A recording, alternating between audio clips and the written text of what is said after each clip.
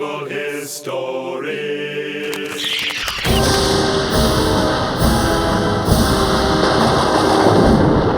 Greetings, my groupies of gore.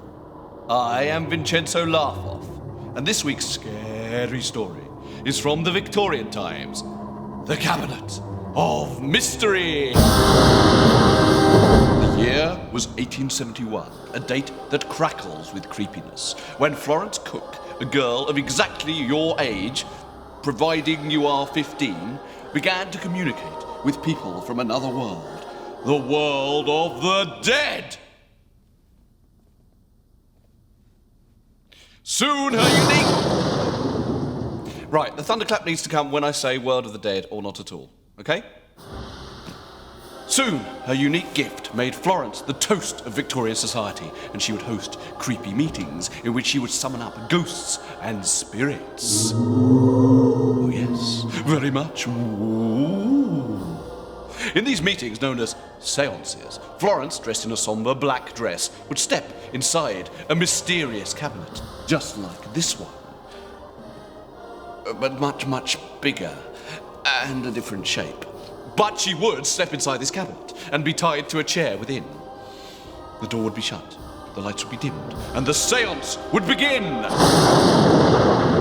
Much better. As Florence sat inside the cabinet, making contact with the spirit world, a white, ghostly figure would suddenly appear in the room.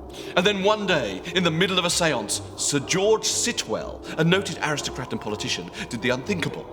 Ignoring the rules of the spirit world, and with no regard for his own safety, he reached out to grab the ghostly figure as she floated past him. Would he find himself drawn back into the spirit world with her? Or would the angry ghost turn on her tormentor, haunting him until his dying day? Neither! What he found in the grasp of his hand was even more disturbing. An angry woman in her underwear. What? The ghost was just a woman in a nightie with a sheet on her head. When they opened the cabinet, Florence was missing, so they turned the lights on, found that the woman in her nightie was just Florence without her dress on, so the whole ghost thing was a massive con. Right. What does this say? Scary stories. Scary.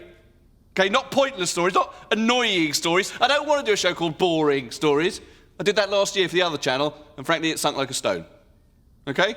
So when I come back, I want another ghost story, and this time, I want a ghost in it. I'm going to the canteen, and there better be cake.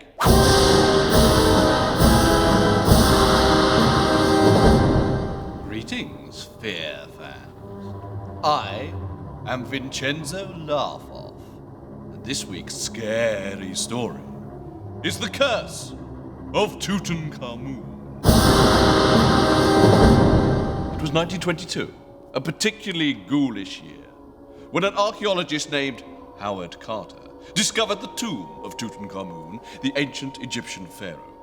As the dastardly digger crept inside the tomb, he found not only the king's great treasures, but there, in the burial chamber, trapped within a golden sarcophagus, the ancient pharaoh's mummy. As we all know, nothing is more frightening than mummy. Go and tidy your room! And on the wall above the dead king's body was written a curse. Death shall come on swift wings to him who disturbs the peace of the king. Yes, ooh, indeed. The curse was quick to bite. Within a year, the man who paid for the dig, Lord Carnarvon, dropped down dead. And as he did, all the lights in Cairo, the Egyptian capital, went out. At that exact same moment, back home in England, his dog howled in the moonlight. The curse of Tutankhamun had struck. But what would become of the man who first broke into the mummy's tomb? What fate would befall Howard Carter himself? He died years later of completely natural causes. It turned out that Lord Carnarvon died from an infected mosquito bite. The lights in Cairo went out because the electrics were dodgy, and his dog howled, well, because that's just what dogs do, isn't it? It was nothing to do with the mummy. Oh, just stop it. The curse was just made up by the newspapers. Why am I here? I mean, if it's not a real ghost story, why get me? Get John Barrowman or Anton Deck. I'm off. And I'm keeping the jacket.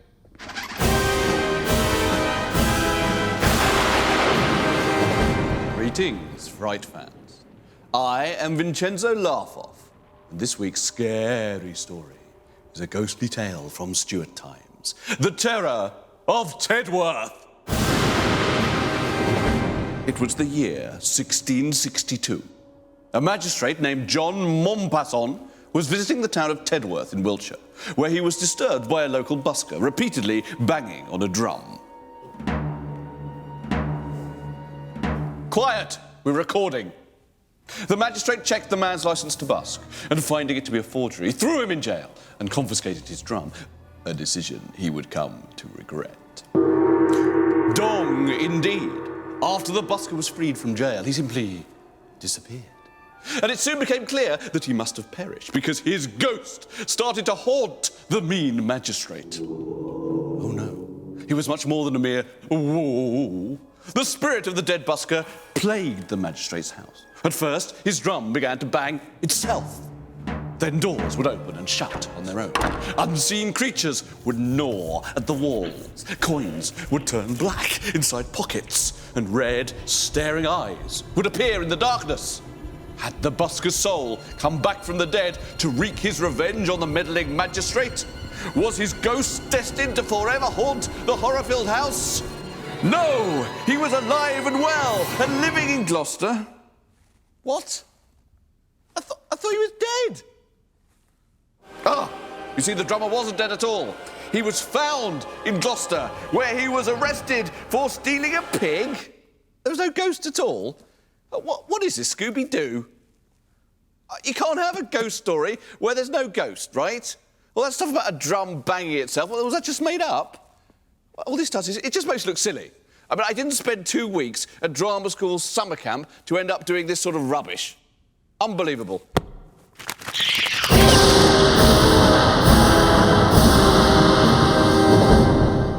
Greetings, my devotees of dread. I am Vincenzo Larfoff, and this week's scary story is from Stuart times. The tale of evil Edmund. It was 1632, when Edmund, a young lad from the blood-curdling county of Lancashire, first realised that he had the gift of being able to spot a witch. Indeed.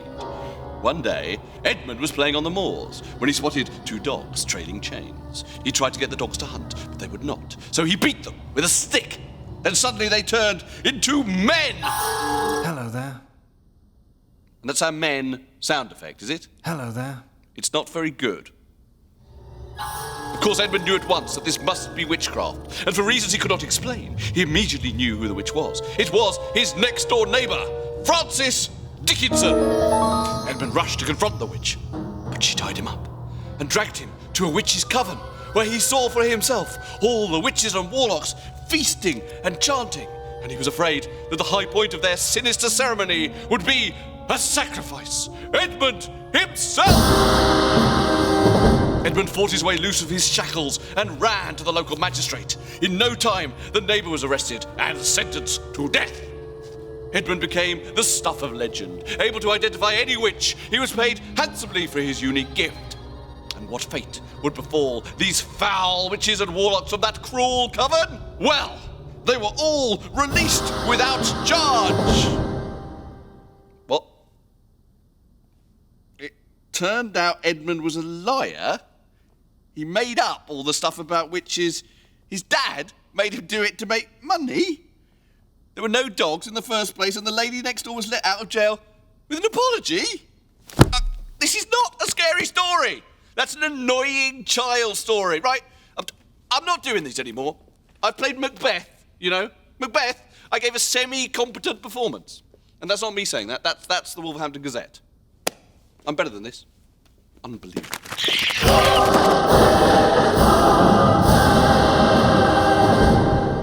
Greetings, my denizens of death. I am Vincenzo Larfoff, and this week's scary story is the mystery of Montezuma. The year was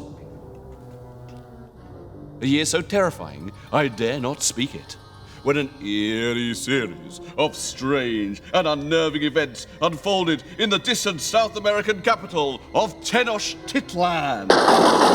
Yes, Tenochtitlan. The mighty emperor Montezuma had no idea of the fate that was about to befall him when haunting visions began to curse his land. First, in the ocean off the Aztec coast, a mysterious house appeared in the turbulent waves, somehow moving towards the land. Then, ghostly figures appeared on the shoreline, pale creatures that looked like men, but acted like gods. And from this house of horror, from its very bowels... Yeah, I don't think we need a sound effect for the word bowels. No, look, I don't want to hear that particular sound effect ever again, okay? And from this house of horror, from its very bowels... unearthly monsters were unleashed, demons with the bodies of wild deer, but the arms and heads of men, each of them gripping a silver wand that spat flames, striking the Aztecs dead.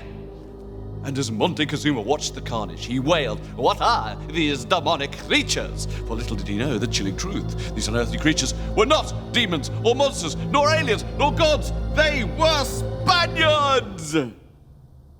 What? And the house in the sea was a Spanish galleon.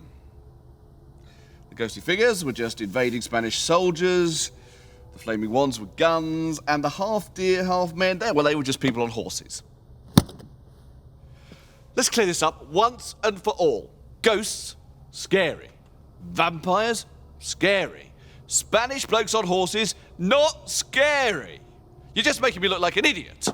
Ow! Oh, right. Either the sound girl goes, or I do. Right, fine, I'll go. The minute I finish lunch.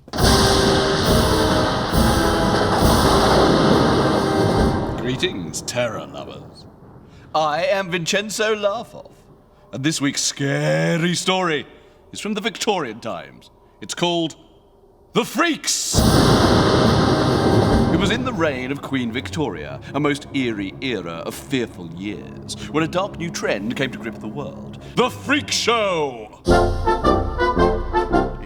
That could not be less like the music I had in mind. Try track 7. Track 8. The Freak Show was a most vulgar place, where those with unusual bodies or unique gifts were made to perform as freaks for the amusement of a gasping public. But in amongst the bearded ladies and pin-headed men lurked a creature truly deserving of the name Freak. The Fiji Mermaid! The crazed creature had a head and arms almost human in appearance, but from the waist down, its body was that of a fish. But this mermaid was not alive. Just imagine the shock, the fear, the revulsion felt by those that witnessed a true, living, breathing freak, the pig-faced lady. You see, that just isn't very scary, is it? Can we try slowing it down or something? You'll have to do. As the eager public entered her tent, there was the lady. Her eyes dark and hooded, her face wide and grizzled, her nose pushed forward into a wet, wrinkled snout. And from her cavernous mouth came not a voice, but growls and snorts that shook the tent around her. What was this pig-faced lady? And the answer, it was a shaved bear. What? The pig-faced lady wasn't a lady at all. It was a drunk bear with its fur shaved off, and the mermaid was a dead monkey sewn onto a fish and covered in papier-mâché. Can someone on this production please get a dictionary and look up the word scary? I turned down a film premiere to do this, you know. But where am I? I'm here reading some rubbish about dead monkeys. That's it. I'm burning the book. Don't try and stop me. No, get off, I'm burning it. I am Vincenzo Larfoff, And this week's scary story is from the Middle Ages. It's called The Children of Woolpit. It was 1173, an especially eerie year when the small village of Woolpit in the county of Suffolk was invaded by creatures from another world. Indeed. One day, 2 aliens appeared in the village. These aliens had taken the form of 2 children, a boy and a girl, but their skin was bright green, and they spoke in a strange alien language.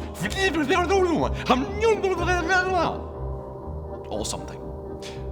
Yes, the villagers of Woolpit were terrified. These green-skinned aliens demanded to be fed, but what they ate was truly chilling.